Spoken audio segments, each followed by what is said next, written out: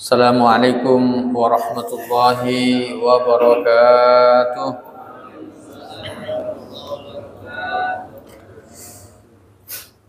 Alhamdulillahi rabbil alamin. Nahmaduhu wa nasta'inuhu wa nastaghfiruhu wa nastahdihi wa natubu ilaih. Asyhadu an la ilaha illallah wa asyhadu anna Muhammadan abduhu wa rasuluh. Allahumma salli ala sayyidina Muhammad wa ala alihi wa ashabihi wa man sara ala nahjihi ila yaumil qiyamah, amma ba'du. Hadirin hadirat jamaah salat subuh yang dimuliakan Allah Subhanahu wa taala. Alhamdulillah wa syukurillah, pada subuh yang cerah ini kita bersyukur kepada Allah di mana Allah Subhanahu wa taala memberikan kesempatan pada kita semuanya untuk hadir di masjid ini untuk melaksanakan sholat subuh secara berjamaah. Lanjutkan dengan mengikuti kajian tafsir. Semoga hadirnya kita di majlis ini dicatat oleh Allah Subhanahu wa taala sebagai pemberat timbangan kita di yaumil mahsyar kelak. Amin amin ya rabbal alamin. Bapak Ibu yang dimuliakan Allah Subhanahu wa taala, mari kita mulai kajian kita bersama-sama membaca umul kitab Al-Fatihah. A'udzubillahi minasyaitonir rajim. Bismillahirrahmanirrahim. Arrahmanirrahim.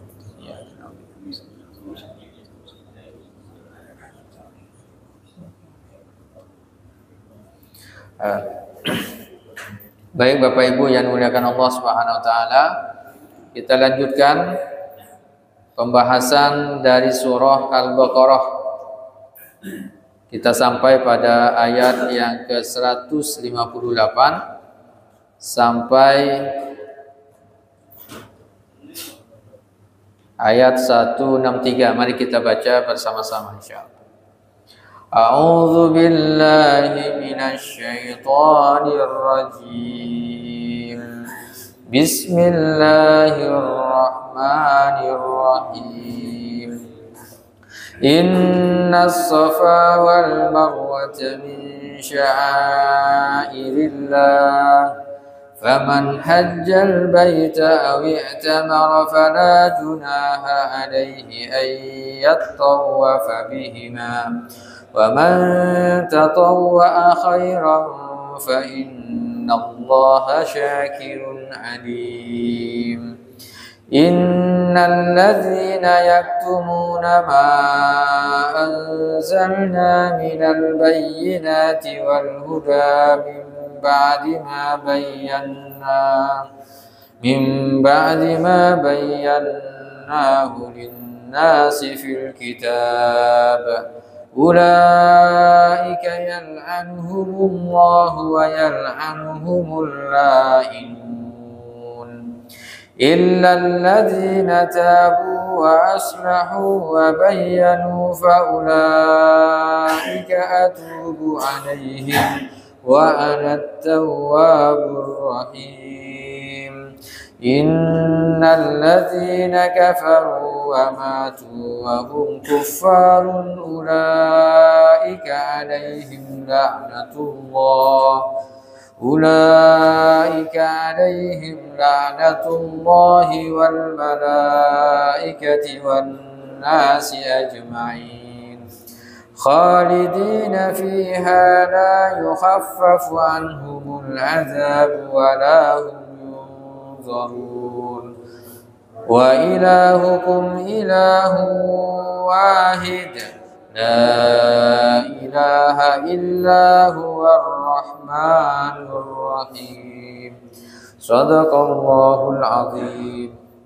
Semoga setiap huruf yang kita baca dilipat gandakan pahalanya oleh Allah Subhanahu wa taala.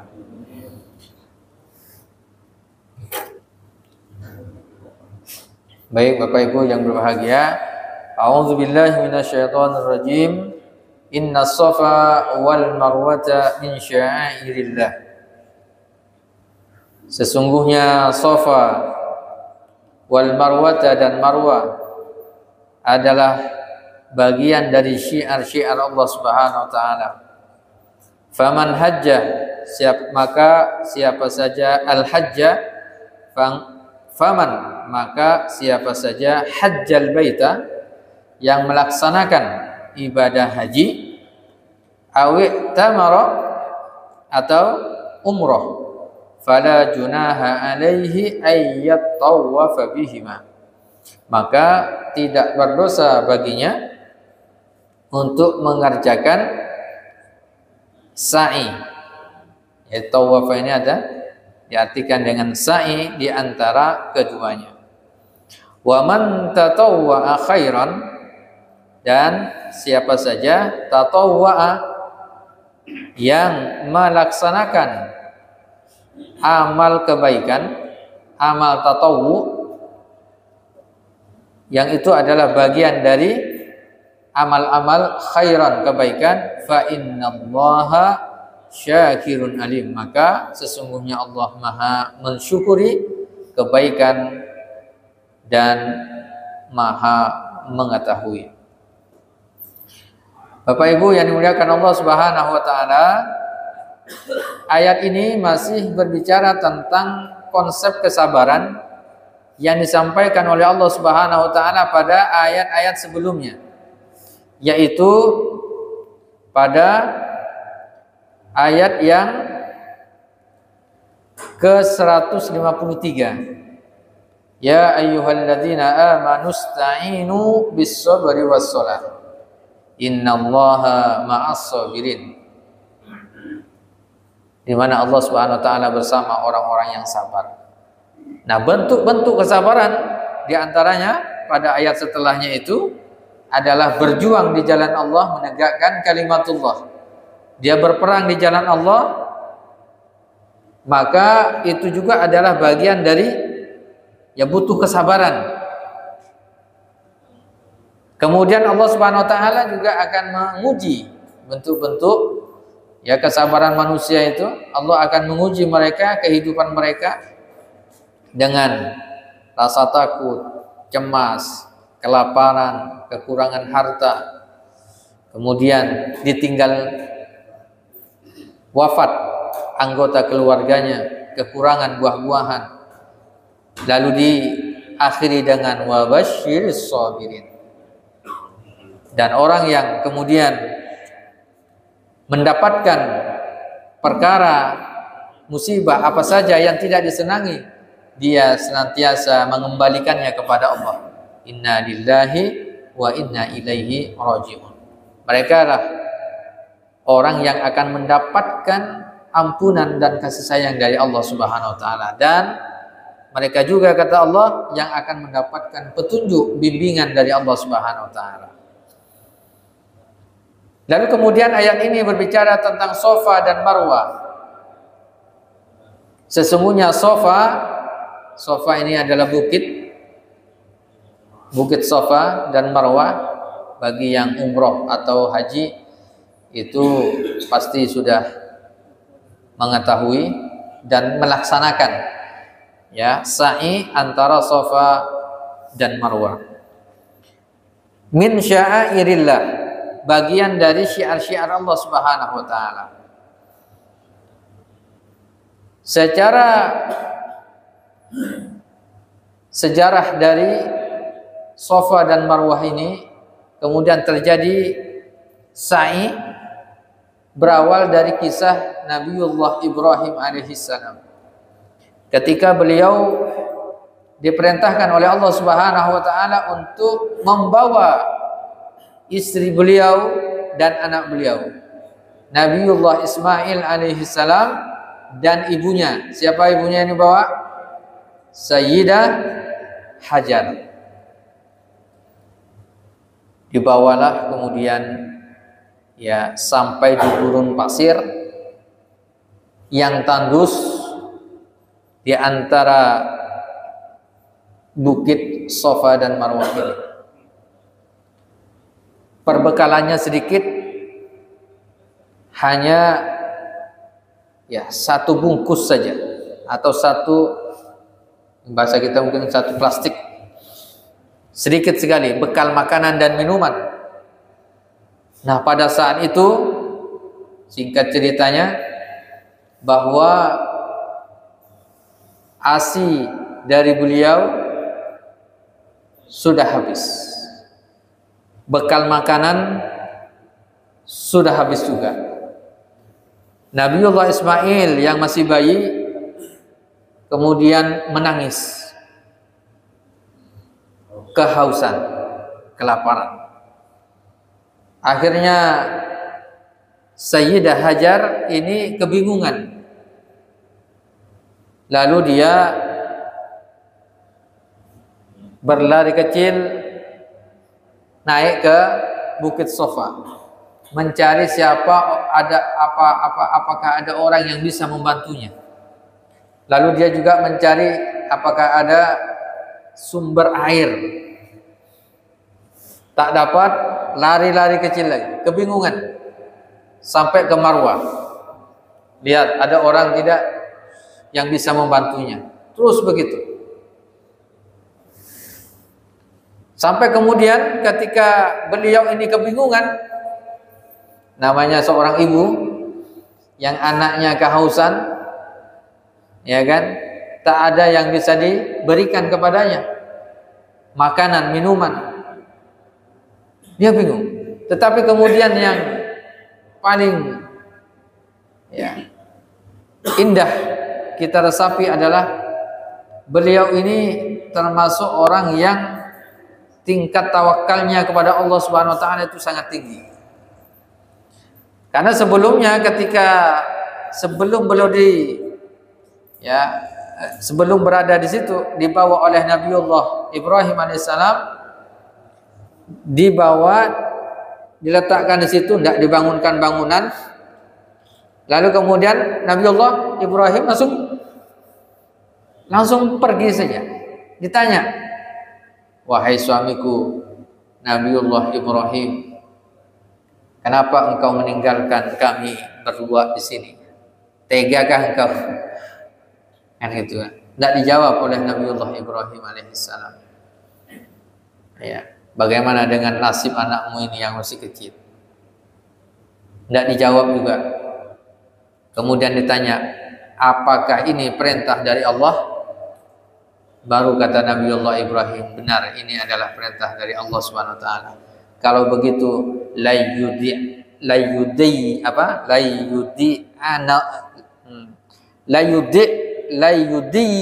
anallahu subhanahu wa ta'ala.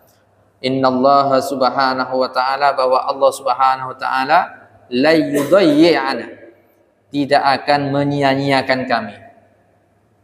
Kalau ini adalah perintah dari Allah Subhanahu wa ta'ala.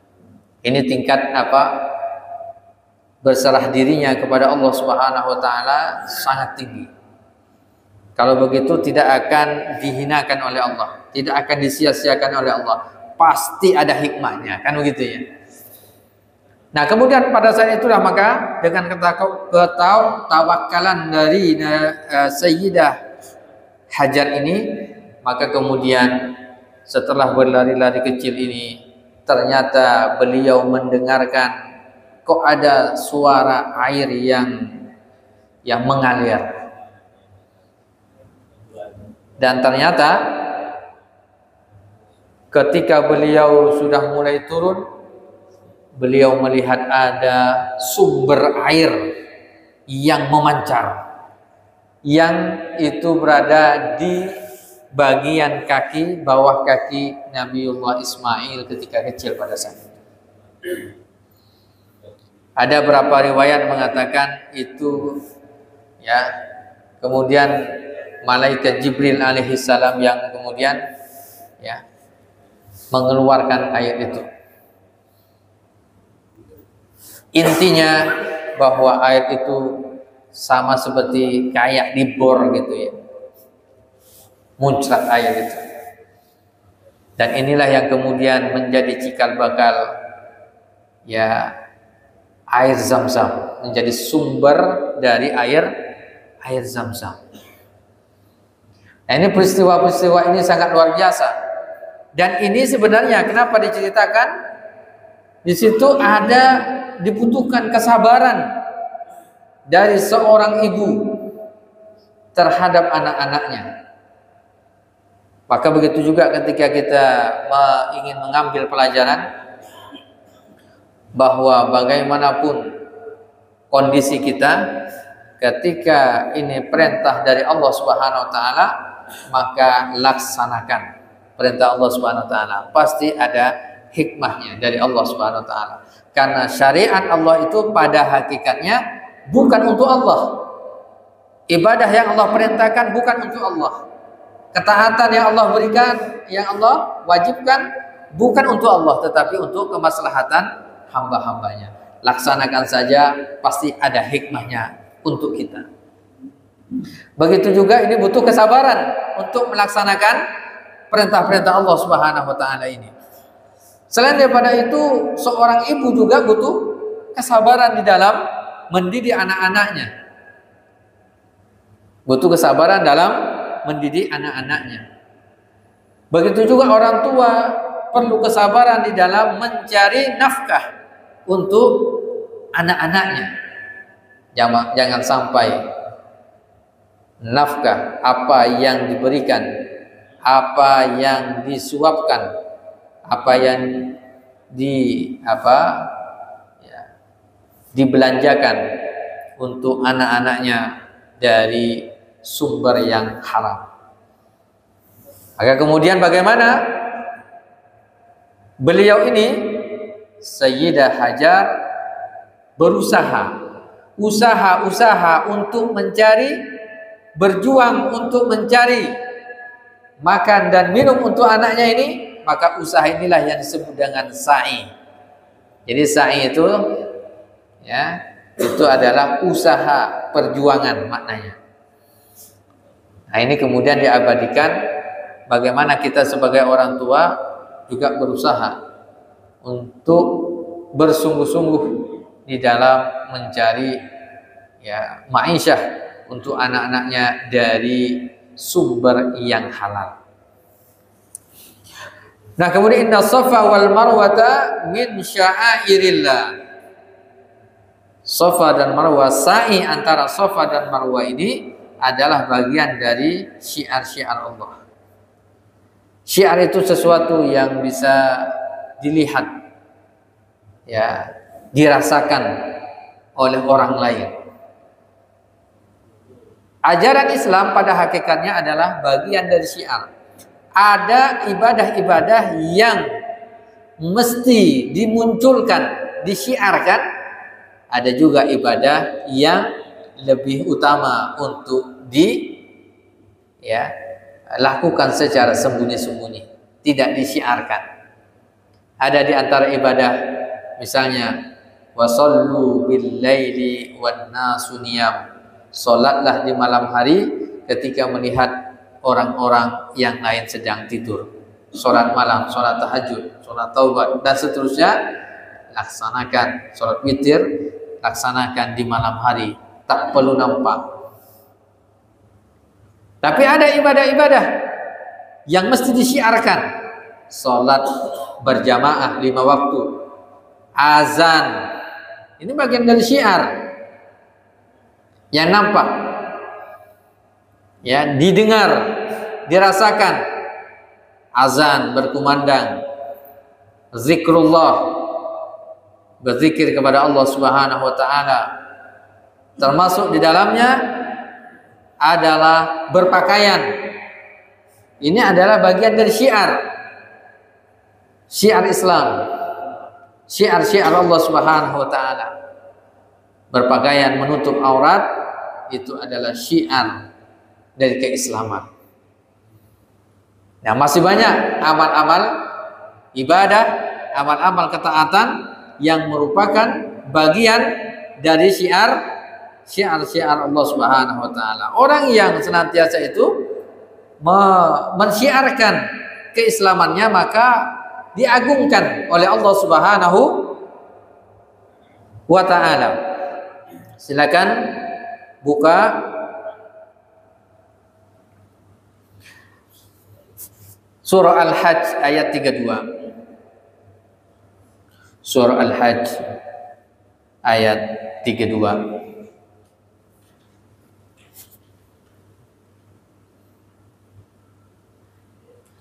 Zalika wa man yu'azzim sya'airallah fa innaha min taqwal qulub. Demikianlah perintah Allah Subhanahu wa taala, barang siapa mengagungkan syiar-syiar Allah, maka sesungguhnya itulah ya syiar itu, keinginan untuk mensyiarkan Islam ini muncul dari ketakwaan hati kita, min taqwal qulub. Ini sangat luar biasa. Maka biasanya orang tidak mau, banyak di antara orang yang tidak mau mensyiarkan Islam, mensyiarkan simbol-simbol Islam, karena itu sebenarnya adalah bagian wa may yu'azzim sya'airallah, ta'zim sya'airillahi azza wa jalla, mengagungkan syiar-syiar Allah Subhanahu wa taala. Sangat luar biasa. Dipuji orang yang mengagungkan syiar-syiar Allah Subhanahu wa taala ini. Yang berupa apa? Ya. Di antara syiar Allah juga adalah adab dan akhlak yang bisa dirasakan oleh manusia yang lainnya. Nah, ini inna safa wal marwata min sya'airillah. Faman hajjal baita, siapa saja yang haji, kemudian juga umroh, ya kan? Awi tamara fala junaha alaihi ayyat tawafa bihima, maka tidak berdosa baginya untuk melakukan sa'i. Pertanyaannya, bagaimana hukum sa'i ini? Hukumnya sunnah, rukun atau wajib? Kira-kira? Ya, para ulama ikhtilaf. Dalam bab haji ini dibedakan antara rukun dan wajib. Kalau rukun itu wajib dilaksanakan, kalau tidak maka tak sah. Kalau wajib itu harus dilaksanakan, kalau tidak dilaksanakan maka boleh diganti dengan dam. Dam itu apa? Darah. Dam itu darah. Artinya mengeluarkan darah, menyembelih kurban, nyembelih kambing, ya, sebagai penebus, penggugur dari kewajiban yang ditinggalkan tadi. Nah, para ulama ikhtilaf hukum sa'i ini, ada yang mengatakan rukun, ada yang mengatakan wajib, kewajiban. Tapi secara mayoritas ini adalah dikatakan rukun. Maka kemudian fala junaha alaihi, kenapa tidak berdosa? Kenapa tidak langsung diwajib gitu? Karena para ulama tafsir mengatakan, karena pada saat itu umat Islam ragu melaksanakan sa'i ini, karena ternyata orang Quraisy pun melaksanakan haji juga. Dia melaksanakan apa? Ibadah haji, tapi berbeda caranya. Kalau mereka haji tawaf, itu mereka tawafnya dengan telanjang, tidak memakai pakaian, gitu. Ya. Itu ibadah haji yang sebelumnya, ya. Tetapi sampai kepada Quraisy itu, ya, mengalami distorsi, gitu. Kemudian sa'i juga sama, mereka sa'i juga. Nah, maka kemudian apa? Tapi sa'inya mereka ini adalah untuk, ya, menyembah patung. Nah, pada saat ini kemudian Allah perintahkan, tawaf juga Allah perintahkan, sa'i juga Allah perintahkan. Ya, untuk menghilangkan keraguan-raguan itu maka turun ayat ini, fala junaha alaihi ayyat tawaf bihima. Laksanakan. Nah, maka wa man tatawwa'a khairan siapa saja yang melakukan kebaikan fa innallaha syakirun alim. Nah, ini juga perlu kita garis bawahi bahwa apa saja perbuatan apa saja dari kebaikan amal soleh yang kita kerjakan, maka Allah akan syakir. Ini sangat menarik. Yang harus bersyukur seharusnya apa? Kita manusia kan.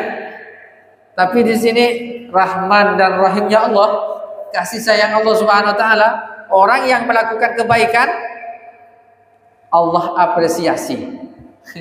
Syakir. Luar biasa hambaku ini. Kan begitu ya? Allah berterima kasih. Maha ya mensyukuri, ya kan, dari perbuatan kebaikan yang dilakukan oleh hamba-hambanya, ketaatan. Maka orang ketika sholat berjamaah, ikuti kajian, melakukan sholat sunnah, tilawatil Quran, melakukan aktivitas amal soleh lainnya, Allah mensyukurinya, Allah berikan apresiasi kepadanya. Ya kan? Biasanya kita sebagai orang tua ketika anak kita, anak cucu kita melakukan kebaikan, dia apresiasi kan? Kasih hadiah kan gitu kan? Dan ini hadiah dari Allah Subhanahu wa taala tanpa batas. Apresiasi dari Allah diantaranya ketika orang melaksanakan sholat berjamaah 27 derajat. Orang ketika berinfak bersedekah dilipat gandakan sampai apa? 700 kali lipat. Itu kan? Ini apresiasi dari Allah Subhanahu wa taala, dan apresiasi tertinggi dari Allah Subhanahu wa taala itu adalah ketika masuk ke dalam surga Allah Subhanahu wa taala. Alim, maha mengetahui. Alim bukan hanya sekedar tahu, tetapi tahu sampai detil.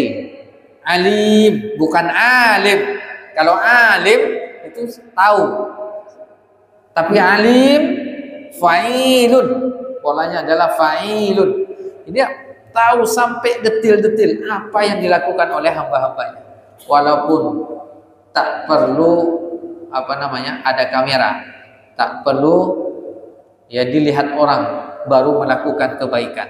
Lakukan saja kebaikan yang kita lakukan, yang bisa kita lakukan, maka Allah maha mengetahui, Allah akan mencatatnya, dan Allah akan apresiasi itu. Ini sangat luar biasa. Maka ketika kaidah ini dilakukan sebenarnya oleh seorang hamba, oleh kaum muslimin, cukup sebenarnya.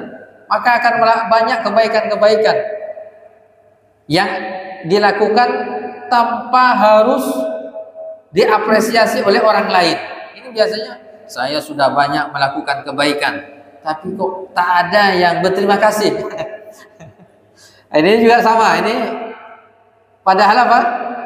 Niatnya itu berarti memang untuk Allah atau untuk manusia. Nah, maka ketika kita ingin diapresiasi yang tertinggi, yang mengapresiasi adalah Allah Subhanahu wa taala, ini sangat luar biasa. Bayangkan orang bangganya itu ketika melakukan misalnya ya seseorang melakukan kebaikan lalu diapresiasi oleh pejabat misalnya, ya kan? Diapresiasi oleh ketua RT. Wah, ini RT. Kemudian diapresiasi oleh Pak Camat, dapat apresiasi. Oleh wali kota, gubernur, itu kebanggaannya sangat luar biasa. Apalagi diapresiasi oleh presiden. Ya kan, bangga orang luar biasa tuh. Itu diabadikan foto itu sampai diceritakan sampai 7 turunan itu.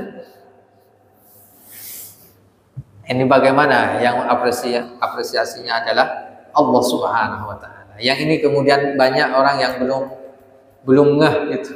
Ketika melakukan kebaikan, maka sudah barang tentu Allah syakir, mengapresiasinya. Alim, dan Allah maha mengetahui apapun kebaikan yang kita lakukan.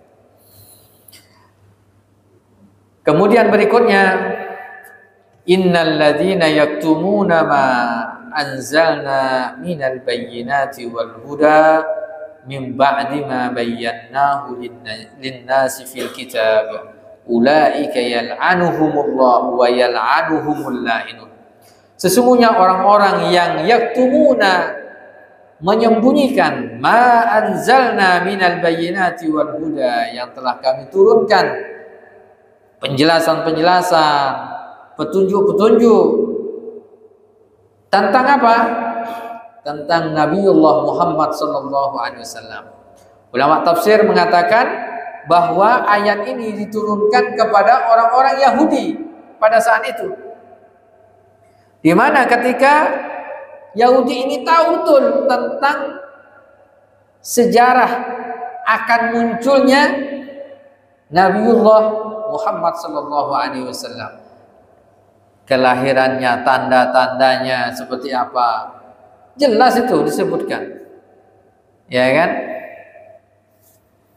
Dan itu apa? Benar-benar disebutkan dalam kitab suci mereka, At-Taurat wal Injil, ya kan? Tapi kemudian banyak yang menyembunyikannya. Nah, silakan buka surah As-Saff ayat 6.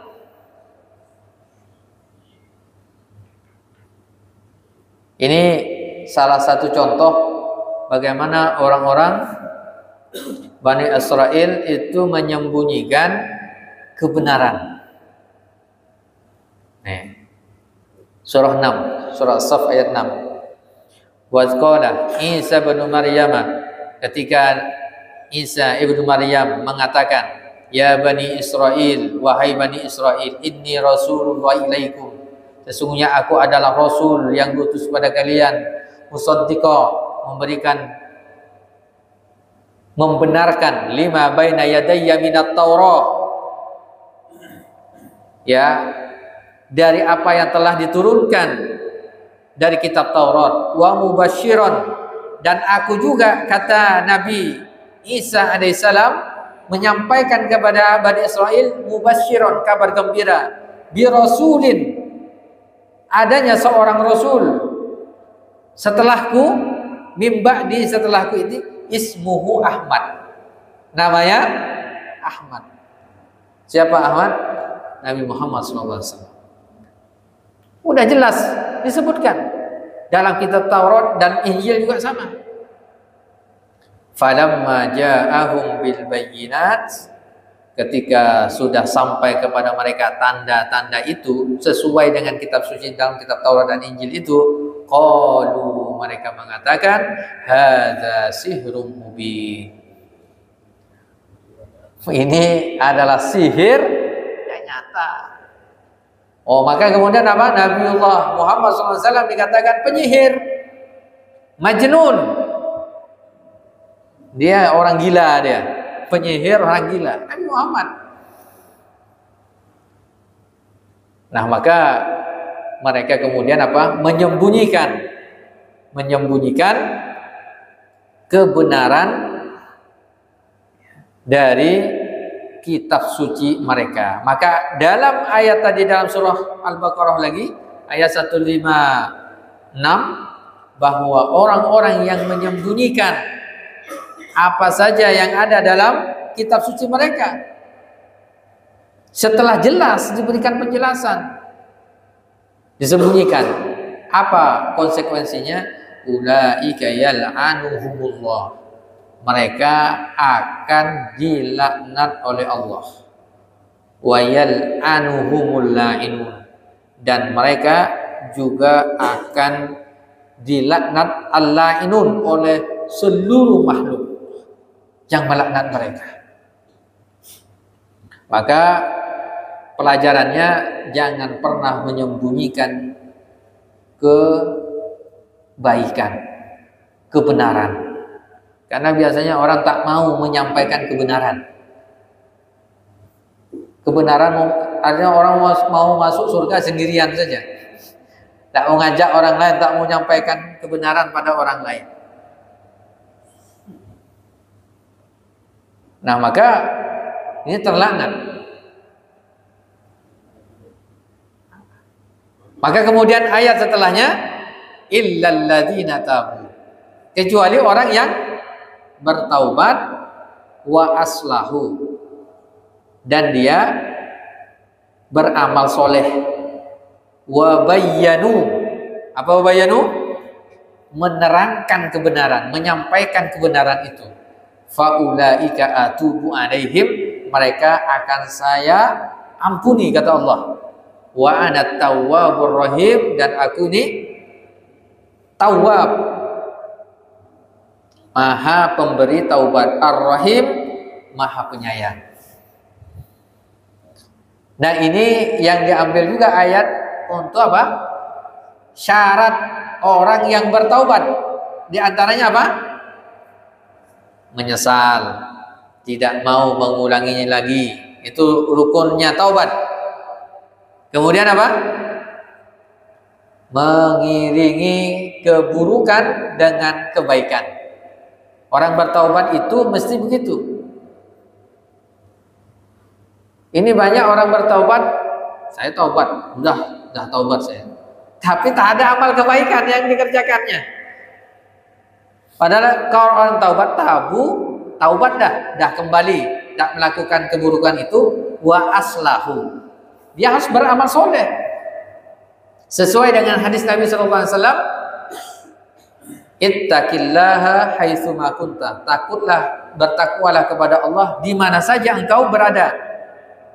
Wa atbi'is sayyi'atal hasanah. Iringi keburukan yang pernah dilakukannya dengan kebaikan. Tamhuha, maka amal kebaikan itu akan menghapus dosa-dosa masa lalunya. Itu adalah bagian dari taubat. Jadi kalau orang taubat itu seharusnya habis taubat ganti dengan amal soleh, maka dia akan bisa ngapus. Kan gitu ya kan? Ibarat gelas ini isinya air comberan, kan gitu kan? Dia taubat nih, dibersihkan. Ia mesti diganti pakai air yang bersih. Ini kalau tidak diganti air bersih maka tetap kosong dia. Maka tabu wa aslahu. Misalnya ada seorang yang sebelumnya berada dalam dunia jahiliyah, bertaubat, maka dia semangat. Kalau dulu semangat bermaksiat, harusnya sekarang semangat beramal soleh. Kan gitu kan? Suami taubat. Suami tobat KDRT misalnya, KDRT, berarti dia harus apa? Iringi dengan kebaikan, amal soleh. Nah, makanya biasanya di lembaga-lembaga pendidikan juga sama, menggunakan di sini ketika ada santri-santrinya, peserta didiknya melakukan pelanggaran, maka diganti dengan amal soleh yang lainnya. Dengan apa? Bersih-bersih. Nah, gitu. Itu adalah bagian dari wa asbi sayyatal hasanah, ya tabu wa aslahu. Maka Allah akan memberikan taubat. Tapi kalau dia hanya taubat saja tidak melakukan amal soleh, bisa jadi apa? Belum ada pintu taubatnya, pintu maafnya dari Allah Subhanahu wa taala. Wallahu a'lam bishawab. Kita berikan kesempatan untuk tanya jawab, silahkan jika ada yang mau bertanya.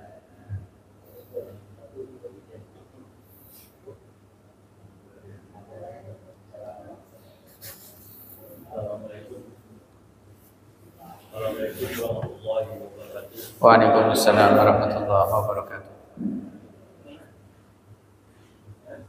Kalau dilihat dalam perbuatan atau perintah yang dilarang oleh Allah dan dilakukan oleh orang lain, ada perbuatan seperti ada hadiah atau tindakan.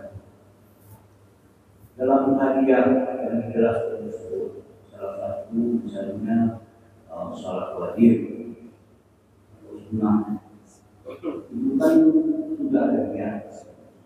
Tapi kalau tidak menerapkan hadiah, kita sudah otomatis tenang ya. Kalau di luar sana ada suatu perbuatan yang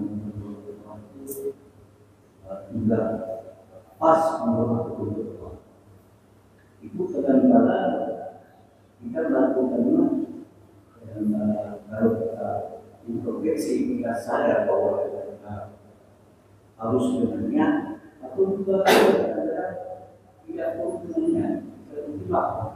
Apakah dalam perbuatan tersebut itu sudah termasuk kategori yang dikatakan tidak? Semoga supaya ada perbedaan hati yang mengatur tadi bisa semua amalan kita itu diterima oleh Allah. Assalamualaikum warahmatullahi wabarakatuh. Waalaikumsalam warahmatullahi wabarakatuh. Bismillahirrahmanirrahim. Setiap ibadah itu ada syarat dan ketentuannya.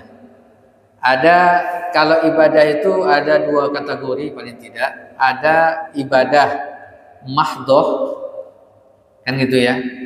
Ada ghairu mahdhah.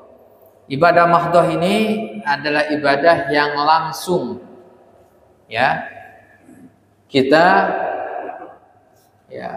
hubungkan hanya kepada Allah Subhanahu wa taala. Maka syarat diterimanya ada dua. Pertama, niatnya ikhlas karena Allah. Yang kedua, tata cara syarat rukunnya itu harus sesuai dengan petunjuk dari Nabi Shallallahu Alaihi Wasallam. Maka kemudian hadisnya innamal a'malu binniyat. Maka dengan niat itu sebagai pembeda ini ibadah wajib, ibadah sunnah atau ibadah yang lainnya itu tergantung dengan niatnya. Kalau ibadah ghairu mahdhah yang tak terkait langsung, supaya mendapatkan keridhaan dari Allah Subhanahu wa taala, syaratnya satu saja. Ikhlas melaksanakannya karena Allah. Bahkan perkara mubah saja, hukumnya mubah nih.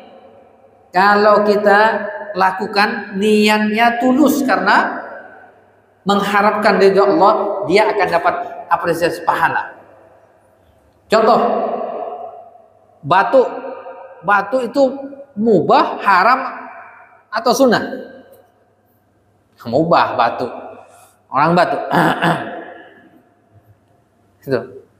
Itu tergantung niat. Bisa mendatangkan dosa, batu itu bisa mendatangkan pahala, tergantung niat. Ada pencuri misalnya, kita lihat dari sini, ada menungkel, kita batu dari dalam rumah, gitu, lari, malingnya lari. Kita niatnya apa? Karena Allah ingin menolong tetangga kita dengan batu itu. Dapat pahala atau dosa kira-kira? Pahala. Contoh yang kedua, ada istri orang lewat, kita batu.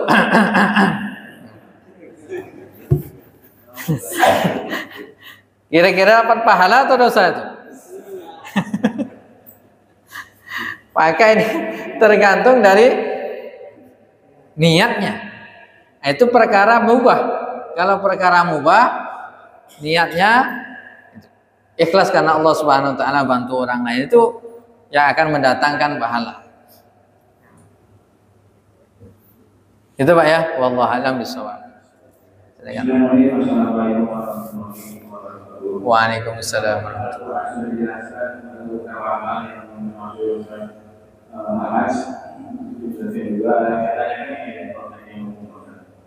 bagaimana cara menjaga ketakwaan kepada Allah dan kenapa Allah menyuruh orang muslim itu untuk bertakwa padanya bagaimana dengan agama yang lain?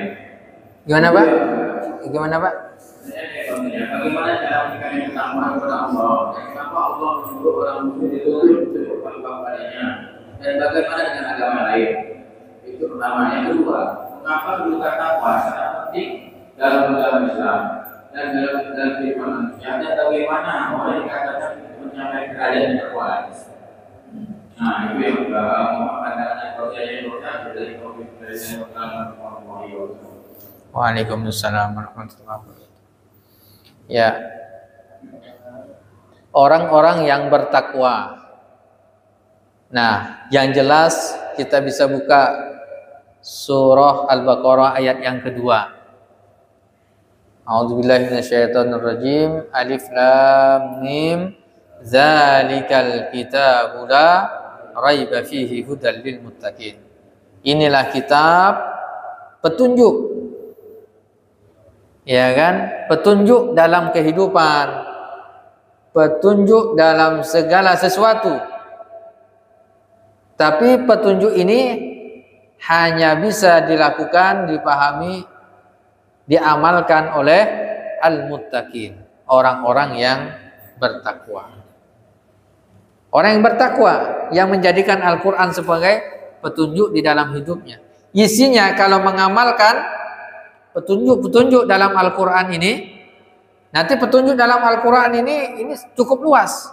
Ada yang kategorinya apa? Kategorinya akidah, kategorinya fikih, kategorinya adab dan akhlak. Paling tidak 3 hal ini, ya kan? Yang mengarah kepada 3 hal ini. Nah, dalam akidah babnya tentang iman, ya, tentang keyakinan. Dari sisi fikih pengamalannya, semuanya dari sisi adab dan akhlak, semuanya mengarah kepada ketakwaan seseorang kepada Allah Subhanahu wa taala. Mengarah kepada ketakwaan. Setiap amal soleh itu adalah implementasi dari takwa. Maka kemudian ada amanu ya ayyuhalladzina amanu ittaqullaha haqqa tuqatih. Wahai orang yang beriman, bertakwalah kalian sebenar-benarnya takwa. Maksudnya apa sebenar-benar takwa? Karena ada orang yang beriman, iman dalam keyakinannya, implementasinya itu adalah takwa, kan? Maka puasa juga adalah apa? Bagian dari implementasi takwa. La'allakum tattaqun. Ya. Nah, ini ayat ini tadi itu hudal lil muttaqin alladzina yu'minuna bil ghaib wa yuqimunas shalah. Ya kan? Itu bagian dari untuk mencapai derajat takwanya itu tadi. Siapa orang yang bertakwa itu? Alladzina yu'minuna bil ghaib, rukun iman, diyakini sama dia. Wa yuqimunas shalah, ya kan? Dan seterusnya. Nah, ini adalah bagian dari bagaimana agama lain dia perintahkan bertakwa. Ya, Allah Subhanahu wa taala perintahkan hanya kepada orang yang beriman. Bagi yang belum beriman, belum diberikan taklif, pembebanan syariah. Karena ini bagian dari pembebanan syariah. Maka syarat nanti melaksanakan ya amal-amal keislaman ini, amal-amal soleh ini adalah mukallaf. Mukallaf itu apa? Ada muslim, secara umum muslim, akil, mukallaf. Ya kan? Dan seterusnya. Gitu Pak ya. Kalau agama lain maka tidak ada ya perintahnya. Wallahu a'lam bishawab. Masih ada yang lain? Assalamualaikum warahmatullahi wabarakatuh. Waalaikumsalam warahmatullahi wabarakatuh. Sehubungan dengan Rasul iman dari saya pernah jadi musuh Allah yang mana pada waktu itu dia menceritakan bahwa Al-Quran ini dia percaya kalau ada yang asli benar-benar, sedangkan yang ada yang asli dengan catatan alasan yang asli itu karena sudah menciptakan secara yang jelas. Kalau yang asli itu kan atau yang lain, saya sudah ini bentuk keyakinan atau ya bagi saya itu bisa juga menguji kebenaran yang benar-benar dan kalau memang terjadi bagi Allah yang mengetahui apakah dikaitkan dengan diri hukum apakah yang masuk kata musik yang Assalamualaikum warahmatullahi wabarakatuh. Waalaikumsalam warahmatullahi wabarakatuh. Ya, menarik ini ya ketika di antara umat Islam yang kemudian meragukan Al-Quran. Artinya kalau diragukan keasliannya berarti apa? Ya, tidak yakin tentang kebenaran itu. Sebenarnya di dalam Islam itu bukan yang dilihat itu bukan kulitnya, bukan ini kertasnya, kertas apa, ditulis di mananya, bukan itunya yang menjadi substansi, tetapi apa? Substansinya, ayatnya. Kalau dia bertanya seperti itu, sebenarnya mudah kita menjawabnya. Tanyakan balik, apakah Bapak ini yakin anak dari kedua orang tua Bapak? Bagaimana cara membuktikan?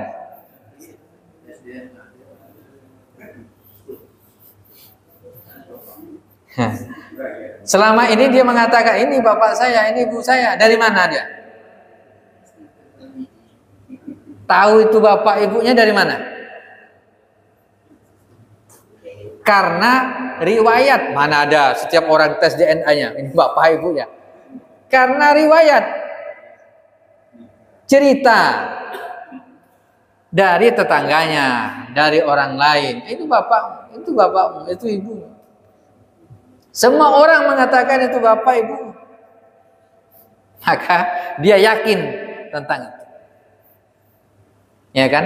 Maka disitulah ada jalur riwayatnya. Maka kemudian definisi Al-Quran itu huwa kalamullah, dia firman Allah, al-munazzal ala Rasulillah, yang diturunkan kepada Rasulullah biwasitati Jibril dengan perantara malaikat Jibril, ya, al-mu'jiz yang memiliki kemukjizatan, al-muta'abbad bitilawatihi, mendapatkan pahala bagi orang yang membacanya, al-mangkul ilaina bitawatur, yang sampai kepada kita dengan riwayat mutawatir.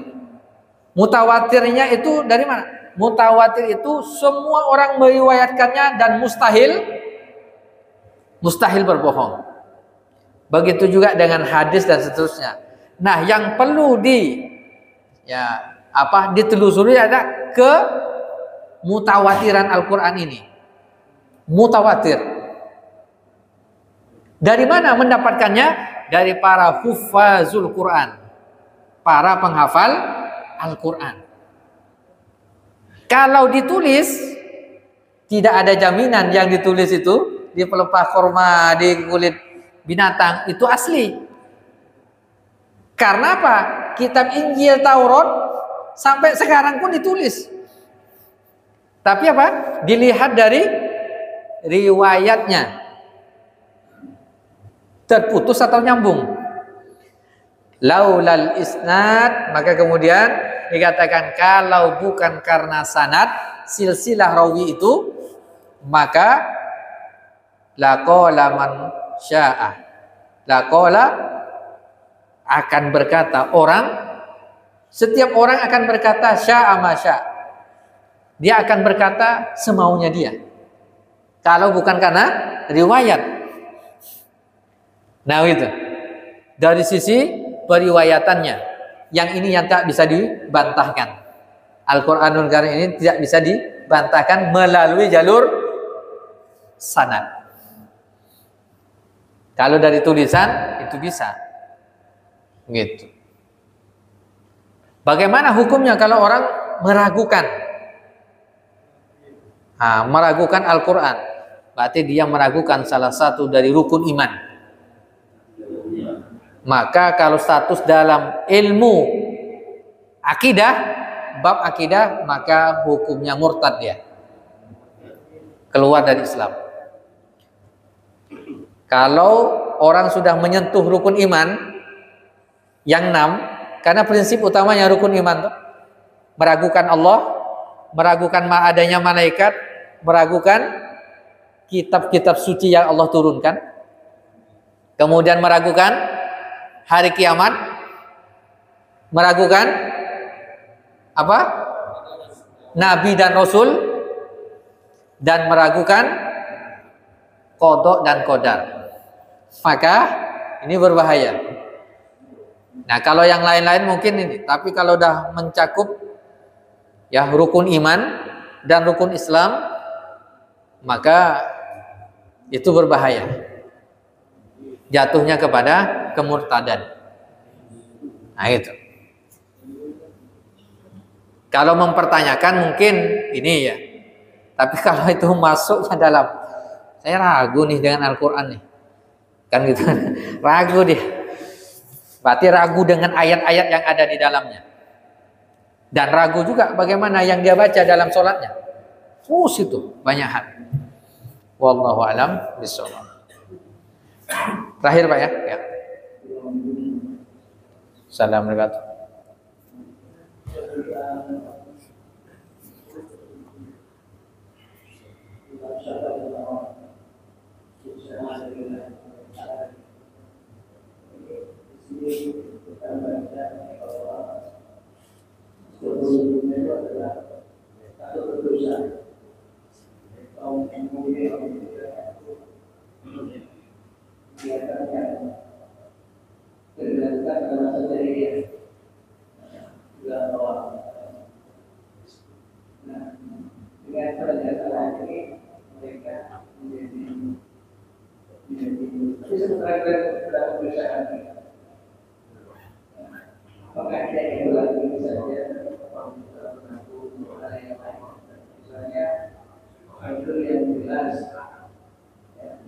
Tapi karena sudah begitu tradisinya itu, sehingga perlu perhiasan lagi.